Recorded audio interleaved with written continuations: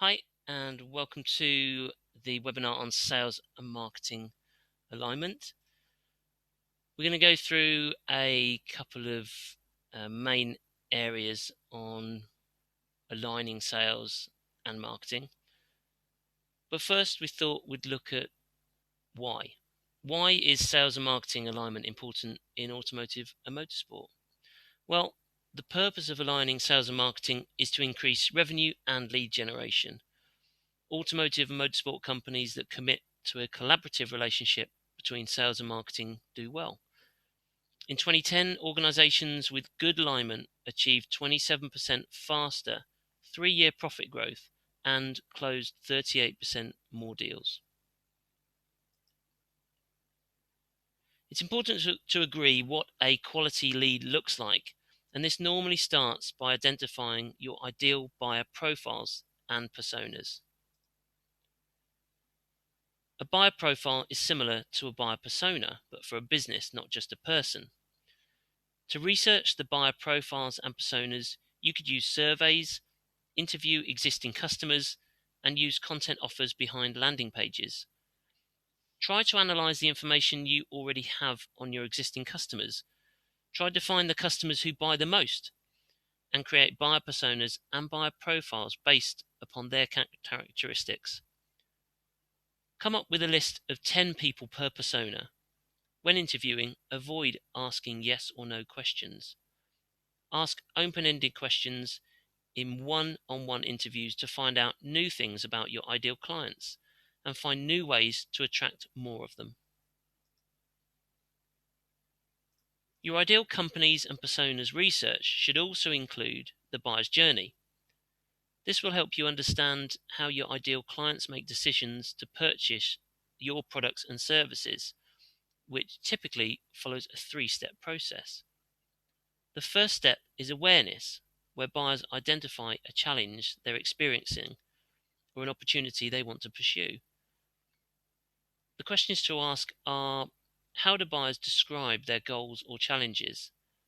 How do buyers educate themselves on these goals and challenges? And are there common misconceptions buyers have about addressing the goal or challenge? The next stage of the buyer's journey is consideration. Buyers have clearly defined the goal or challenge and have committed to addressing it. What categories of solutions do buyers investigate? How do buyers educate themselves on the various categories? And how do buyers perceive the pros and cons of each category? And the final stage of the buyer's journey is decision.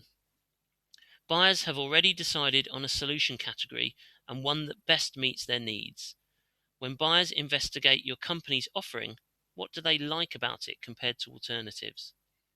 What concerns do they have with your offering? Who needs to be involved in the decision?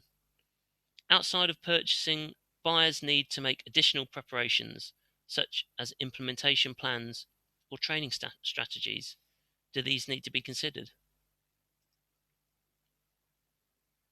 Now that you know your ideal companies and personas, it's important to agree the role that marketing has in delivering quality leads to the sales department in the form of marketing qualified leads, or MQLs. An MQL should include some background information about the interest the lead has shown in your company, such as what web pages, documents, and emails they've viewed, details about a trigger event or context that sales can use when contacting the lead by email and phone. And ultimately, they need to be a good fit based on your ideal company and personas. It's important for sales to quickly contact all MQLs to give them the best chance of converting them into a discussion or opportunity, which is normally helpful to see as a sales qualified lead, or SQL. Sales may need to contact more than just MQLs in order to achieve their target. The fit of interest chart is a good way to know how sales can prioritize their leads. If a lead has high interest and are a good fit, these should be followed up first and as quickly as possible. Views should be created in your CRM to make it easy for sales to spot hot leads to focus on first, even if they are now new or existing contacts.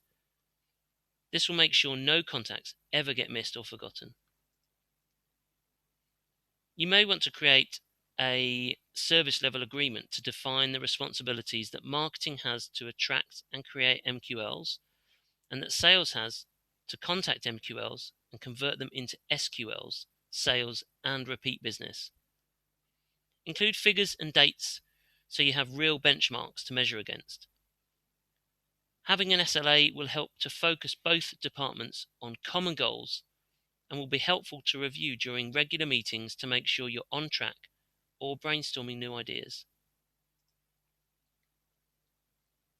So how to pick the right metrics? Website traffic, visitor to lead conversion rate, and lead to customer conversion rate can be a good starting place. If you're just starting out, it makes sense to focus on improving these metrics. If you already have MQLs coming in, you may want to look at leads to MQL conversion rate, MQL to SQL conversion rate, and SQL to customer conversion rate, and also opportunity to customer conversion rate. The next step is building a content plan. To build a content plan that supports lead generation, make sure the content that exists and any future content is clearly mapped to stages of the buyer's journey. Understand that marketing isn't the only team that can or should produce content, and appreciate that some businesses may not be ready now, and create short, medium, and long-term campaigns.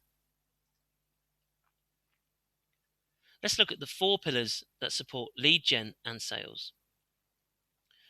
Number 1, considering that inbound marketing leads cost 61% less than cold source leads, it's important to map content to the buyer's journey.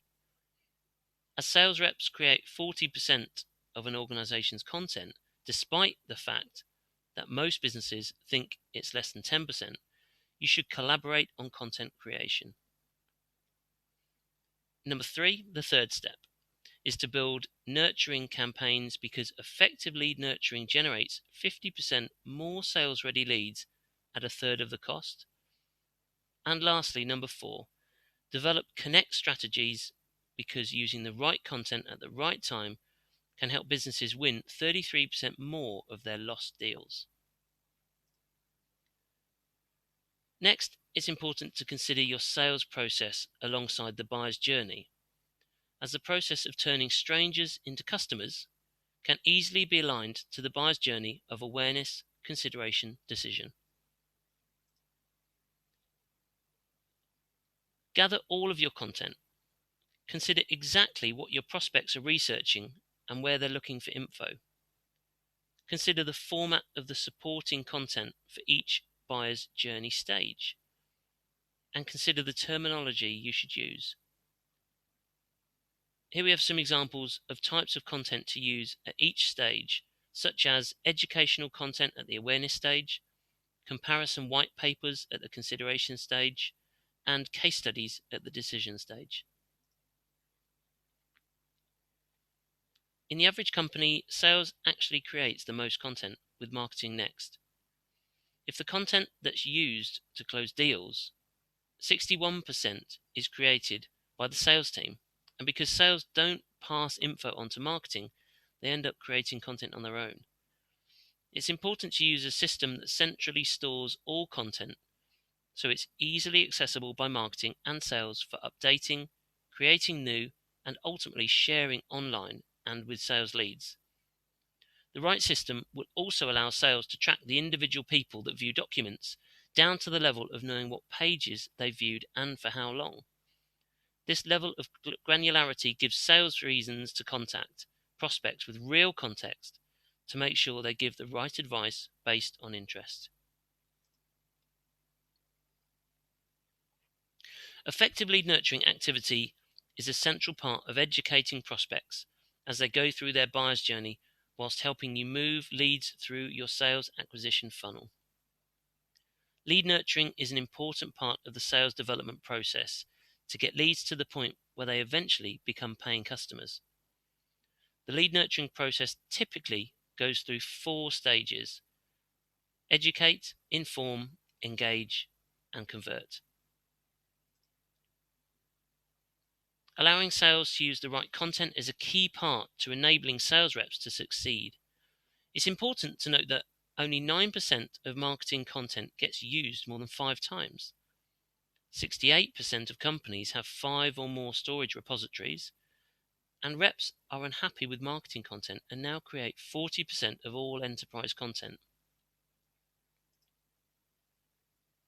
So, it's important to reframe how we think about content management.